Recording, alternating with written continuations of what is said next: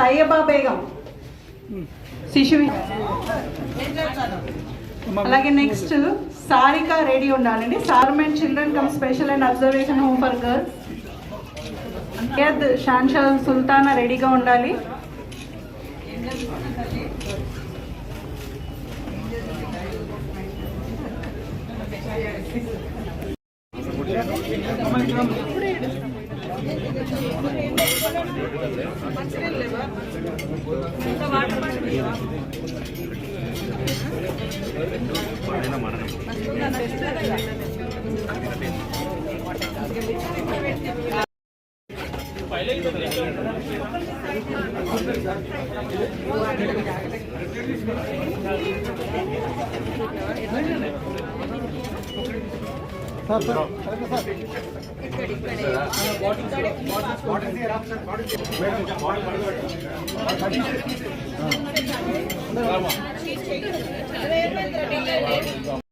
సీతక్క మేము మాట్లాడుకుని హైదరాబాద్ లో 970 అంగన్వాడీ కేంద్రాలలో కూడా, ఎందుకంటే ఇక్కడ అందరూ కూడా అంగన్వాడీ కేంద్రాలకు సంబంధించినటువంటి పిల్లల్ని పంపే తల్లిదండ్రులు పొద్దున్నే లేస్తే ఎక్కడికో ఉపాధికి వెళ్తారు.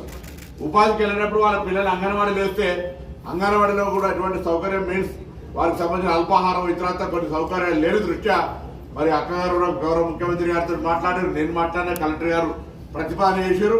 దానిపైన తొందరగా ఒక నిర్ణయం తీసుకుంటాం. అందరం కలిసి మంచి ఆలోచనతో వాళ్ళకు కూడా ఏ విధంగా ఇబ్బంది లేకుండా చూడాలి. నేను సీతక్క గారితో మాట్లాడినప్పుడు ఇప్పుడు రాంగ కలెక్టర్ గారు చెప్తాను, అవి ఎక్కడైతే కొంత పూర్తిగా శిథిలావస్థలో ఉపయోగించబడిన స్థితిలో ఉన్నాయో వాటన్నిటినీ జిహెచ్ఎంసీ కమ్యూనిటీ హాల్స్ ఉన్నాయి, గవర్నమెంట్ స్కూల్స్ ఉన్నాయి.